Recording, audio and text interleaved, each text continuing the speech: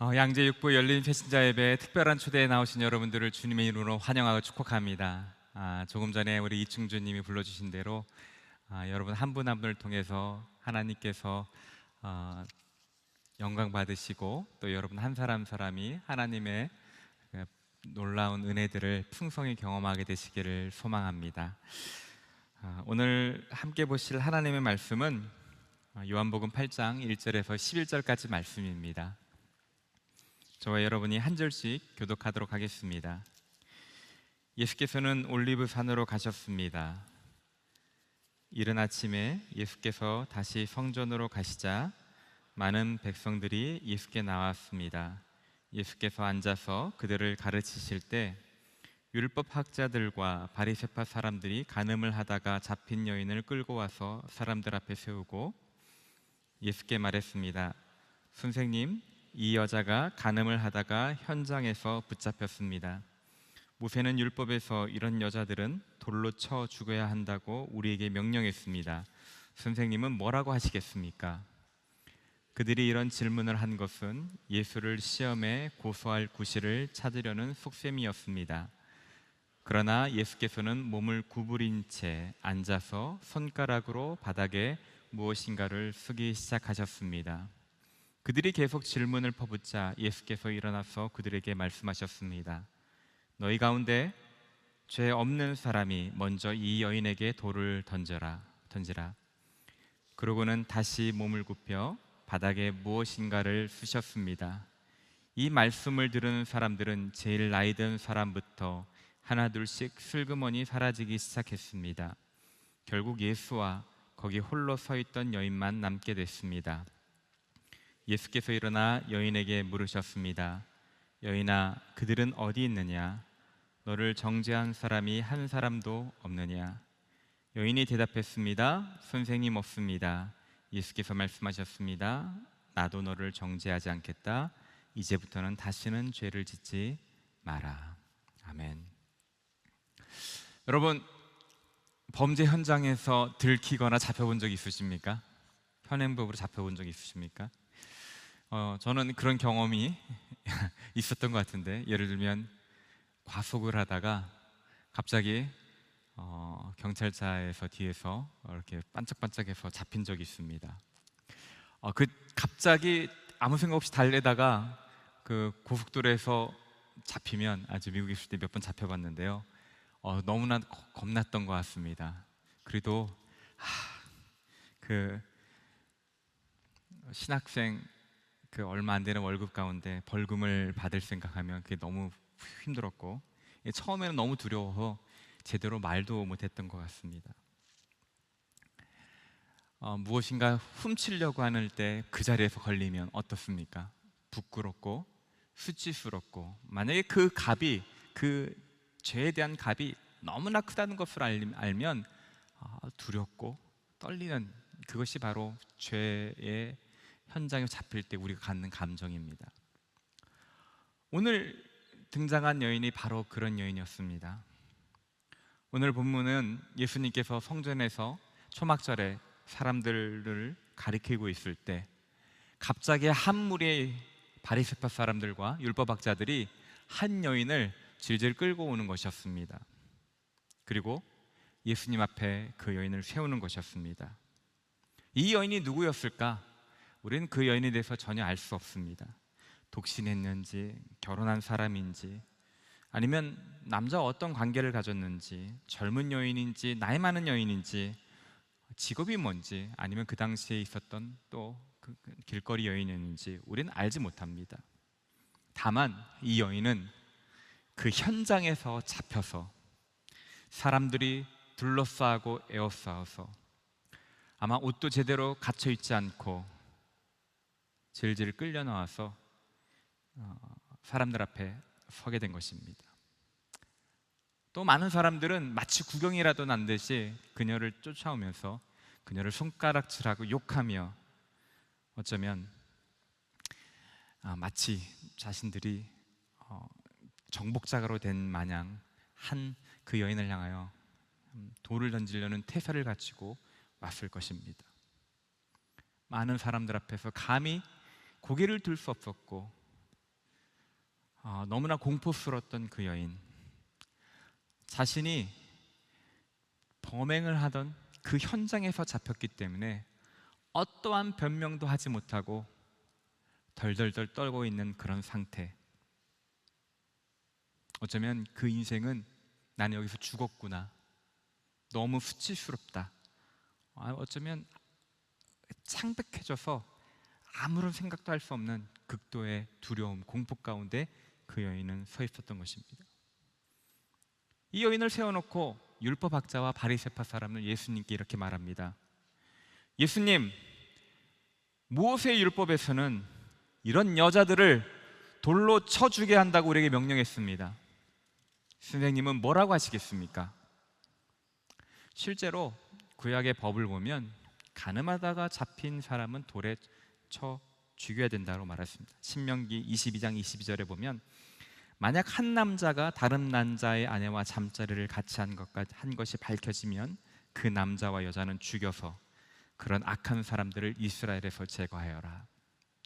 레위기 20장 10절에 보면 어떤 남자가 이웃의 아내와 간음했다면 간음한 남녀는 모두 죽여야 한다. 어떻게 보면 굉장히 끔찍한 벌이, 형벌이 예고된 죄입니다. 사람을 돌로 쳐 죽이라는 것, 굉장히 끔찍한 것이죠. 그만큼 간통죄는 중대한 범죄로 여겨졌습니다. 그런데 구약에서는 사실 이 간음죄로, 간통죄로 돌에 맞아 죽은 사람이 많지 않았습니다. 아니, 거의 없었습니다. 사람들이 거룩해서 간음을 안 한 것이 아니라 하나님께서 율법을 정할 때 어떤 사람이 유죄로 확증하려고 하려면 두 사람의 증인이 동시에 그 현장을 보고 동일한 증언을 해야 됩니다. 만약에 증언이 다르면 유죄로 인정받지 못하는 것입니다. 근데 여러분 아시다시피 이 간음이라는 것은 은밀한 장소에서 벌어집니다. 그렇기 때문에 동시에 증인이 한 자리에서 간음하는 것을 목격하는 일들이 거의 있을 수가 없는 것입니다. 그래서 구약의 율법에서는 돌에 맞아 죽게 된다라고 기록되어 있지만 실제 유대 역사들에 의하면 거의 그런 일들은 벌어지지 않았다는 것입니다. 그런데 이상하게도 율법학자와 바리새파 사람들은 여인을 그 현장에서 잡아다 끌고 간 겁니다. 근데 여인을 끌고 갔으면 이 상대방 남자도 있어야 할 텐데 이상하게 남자는 없고 여인만 예수님 앞에 끌고 간 것입니다. 그래서 오늘 6절에 보면 그들이 이런 질문을 한 것은 예수를 시험에 고소할 구실을 찾으려는 속셈이었다라고 말하고 있는 것입니다.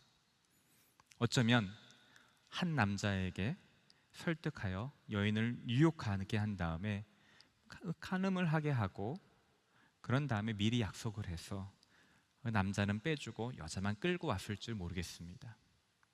율법학자와 바리새파의 목적은 율법을 지키게 함으로써 거룩함을 세우려 하는 것이 아니라 그들의 목적은 철저하게 예수님을 고소하기 위한 것이라는 것입니다. 율법학자들이 원하는 것은 수치와 죄악을 이용해서 예수님을 함정에 빠뜨리는 것, 어떻게 보면 이 종교의 무서움인 것이죠. 그들은 그 당시 사람들로부터 존경받고 거룩하고 도덕적이라고 지도자로 인정받는 사람들이었는데 그들은 자신들의 정적을 제거하기 위하여 한 여인을, 인생을 망가뜨리고 돌로 쳐 죽이는 것을 전혀 부끄럽게 여기지 않는 그런 사람들이었던 것입니다. 그렇다면 왜 이 여인을 끌고 와서 모세 율법에는 돌로 쳐 죽이라 한 것이 예수님에게는 함정이고 딜레마일까요? 예수님께서 만약에 율법을 존중하셔서 이 율법에 나온 대로 이 여인을 돌로 치라고 말씀하신다면 이것은 로마 법을 어기는 것입니다. 그 당시 유대는 로마의 지배를 받고 있었습니다. 모든 사형 집행의 권한은 로마 정부에게 있었습니다. 그래서 예수님께서 돌로 치라고 하는 것은 로마법을 어기는 것이기 때문에 예수님을 로마에 고소할 수가 있었던 것입니다. 그리고 예수님은 그동안 사랑과 은혜와 용서에 대해서 가르쳐 주셨고, 죄인들의 친구라는 별명들을, 사람들이 예수님은 죄인들의 친구라는 말씀을 가지고 사람들로부터 많은 호응을 얻었던 상황이었습니다. 만약에 예수님께서 그렇게 법을 돌로 치라고 한다면 아마 예수님의 그간의 모든 호응들은 사라질 것이라고 율법학자들은 생각했을 것입니다. 반대로 예수님께서 너가 잘못한 것을 내가 안다, 네가 잘못한다고 생각하냐? 그러면 괜찮다, 그냥 가거라, 용서해 주라고 말한다면 예수님께서는 모세의 율법을 어기는 것이 되는 것입니다.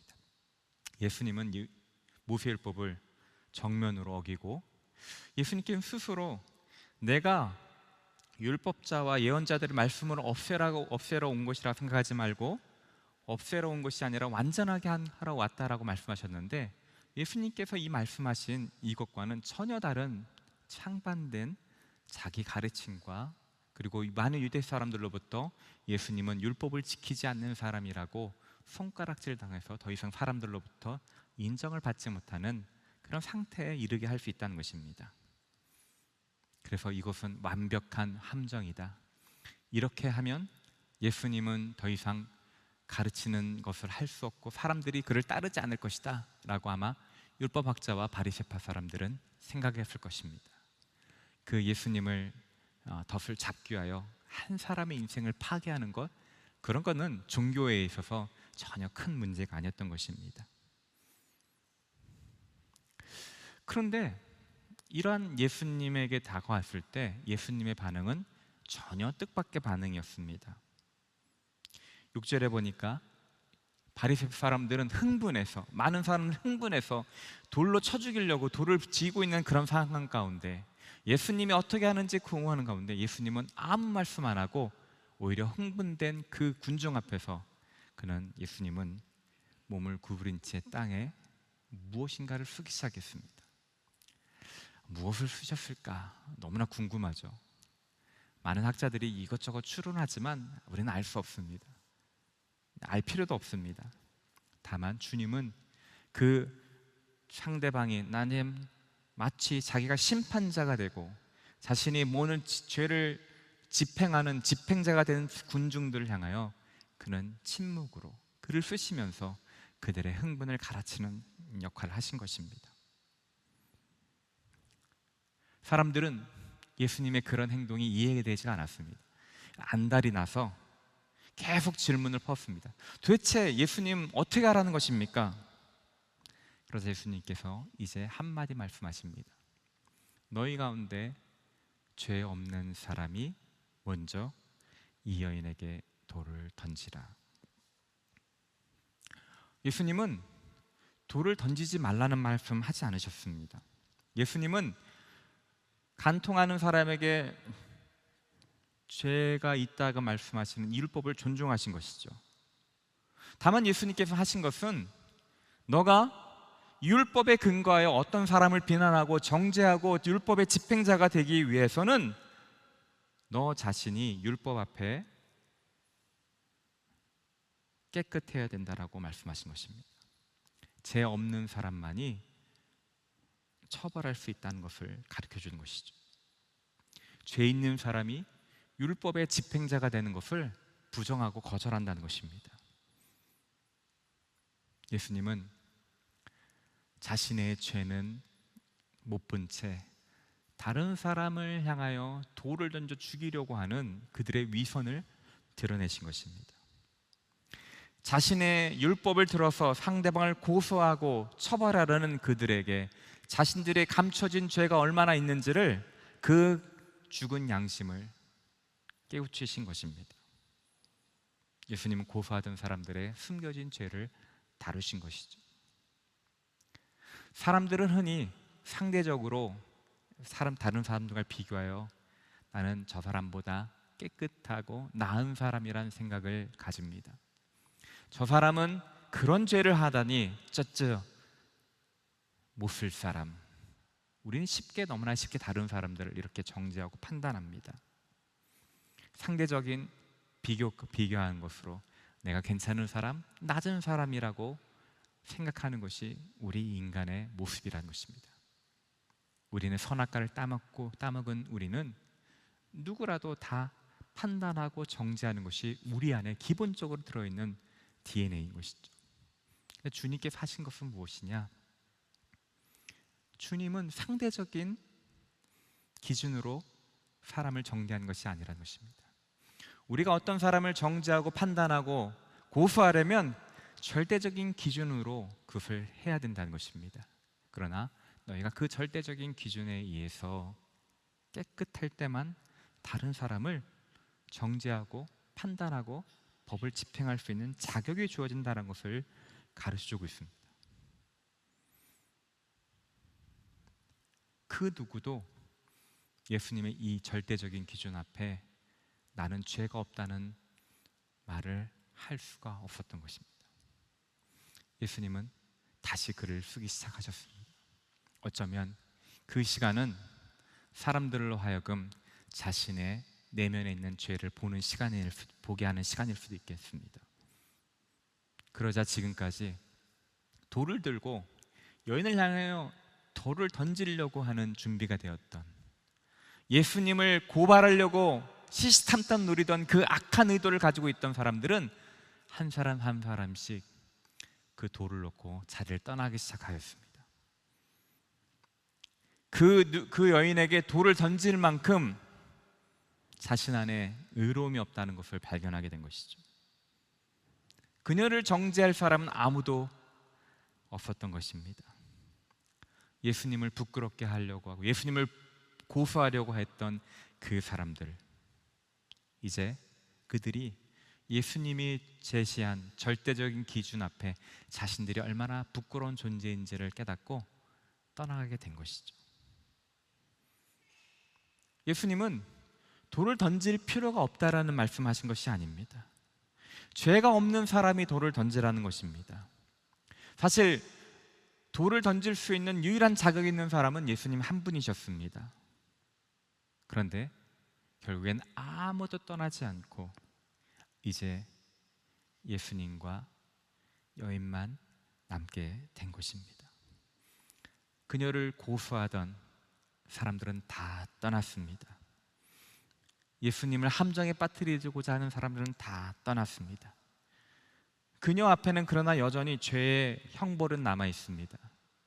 그 여인은 죄를 범했기 때문에 죽음의 돌에 맞아 죽는 것이 합당한 것이었습니다.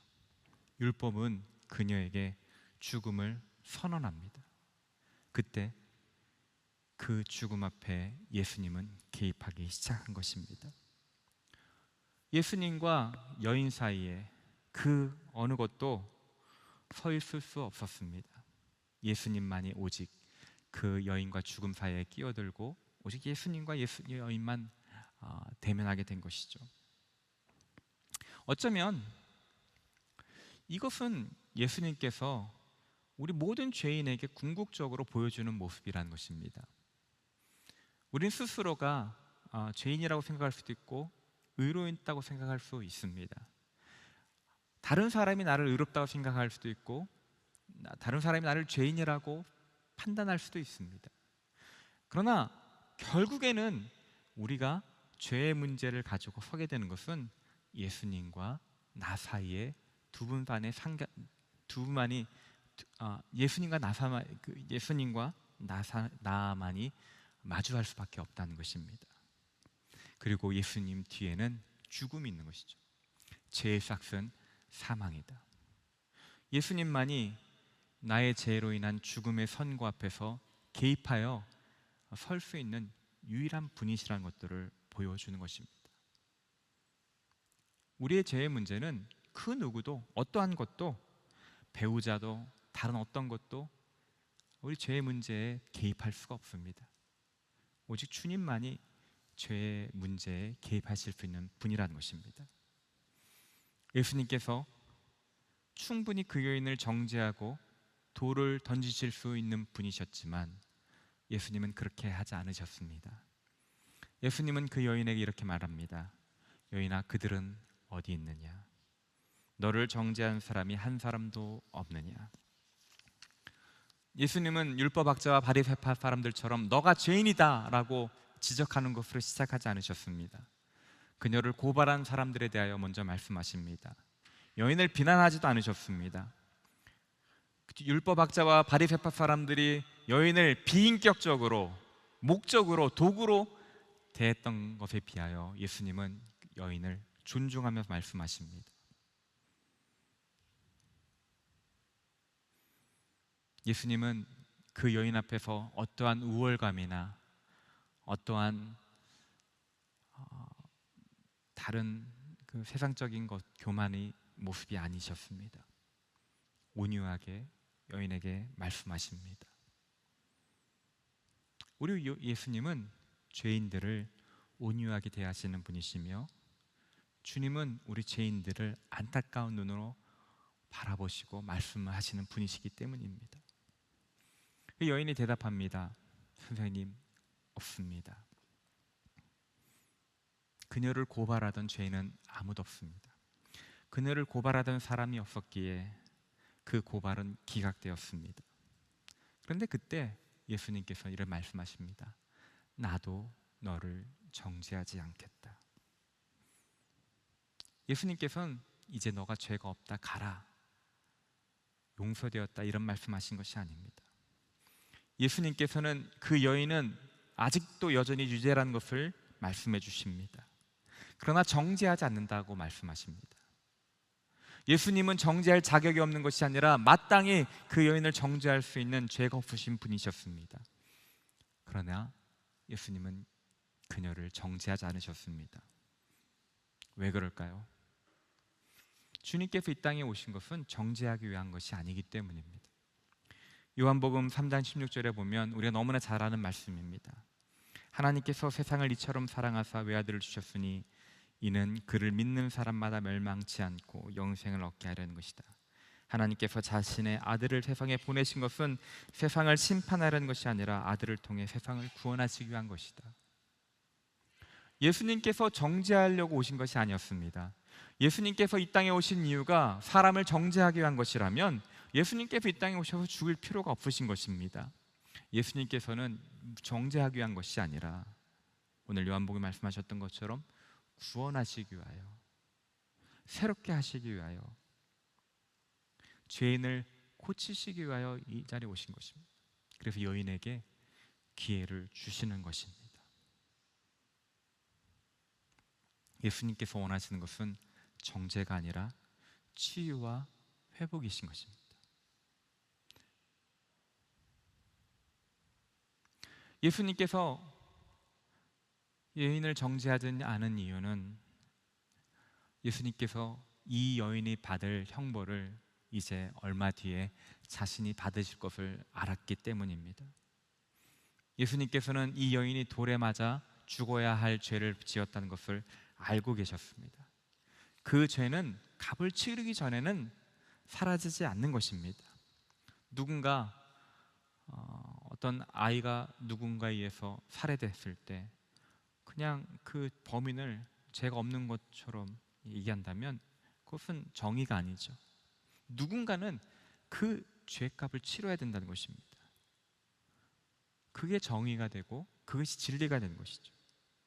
근데 예수님은 그 여인이 맞아야 할 돌을 십자가에서 당신이 맞을 것을 알고 계셨습니다.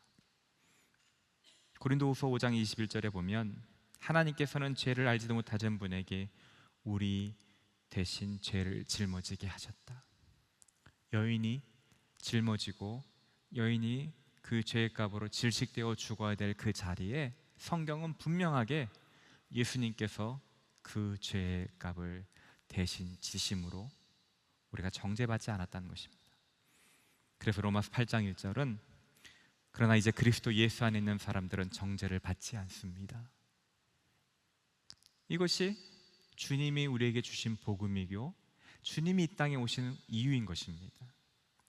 주님은 우리에게 생명을 주시기 위하고 구원하시기 위한 것이 정죄를 하시기 위하고 오신 것이 아닌 것입니다. 자신이 여인을 위하여 대신 값을 치른 것을 알기에 예수님은 그녀를 정죄하지 않고 그녀에게 다시 죄된 곳에서 떠나기를, 회복되기를 소망하며 보내주신 것이죠. 그리고 나서 마지막에 예수님은 이렇게 말씀하십니다. 가서는 이제부터 죄를 짓지 말라. 예수님이 원하시는 삶은 거룩한 삶인 것입니다. 죄를 덮는 것이 아니라 회심하여서 여인이 이제 전혀 새로운 삶, 죄의 올무에 벗어난 삶을 살기를 원하시는 것입니다. 이것이 예수님께서 우리를 용서하시는 이유고 예수님께서 베풀으시는 은혜이고 우리를 향한 예수님의 마음이라는 것입니다.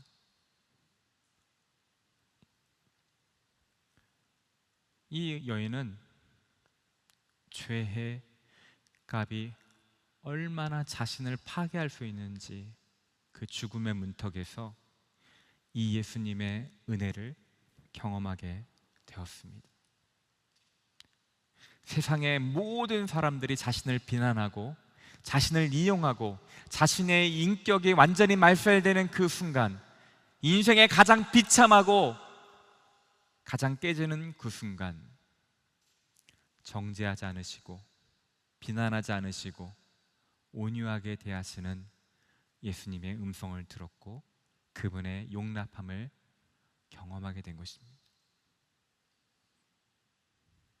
예수님은 그 여인을 사랑하셨고 그 여인을 회복하길 원하시는 것입니다. 오늘 동일하게 주님께서 우리에게 원하시는 것은 바로 그것입니다.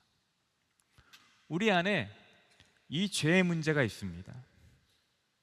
때로는 이 죄의 문제가 다른 사람들에게 들춰져서 끊임없이 다른 사람들로부터 비난받고 가족에게 비난받고 다른 사람들로 비난받는 이 죄의 무게가 우리를 올만할 때가 있습니다. 아니, 다른 사람은 다 이야기하지 않는다 하더라도 내 안에 있는 내 자신, 나 자신 스스로도 나를 받아들일 수 없는 추악함과 죄가 우리 안에 다 있다는 것입니다. 그 죄는 우리를 파멸로 이끌어갑니다. 그 죄는 우리를 숨쉬지 못하는 곳으로 이끌어갑니다. 그 죄는 우리를 수치감으로 이끌어갑니다. 그 죄는 우리를 절망으로 이끌어갑니다. 그때 주님은 우리에게 말씀하십니다. 나도 너를 정죄하지 않겠다. 왜요? 주님께서 우리를 사랑하시고 주님께서 이 땅에 오신 이유는 이 죄의 올무에서 끌려가는 사람들을 자유케 하시기 위한 것이었습니다. 사랑하는 성도 여러분, 여러분은 이 죄의 문제를 어떻게 다루고 계십니까?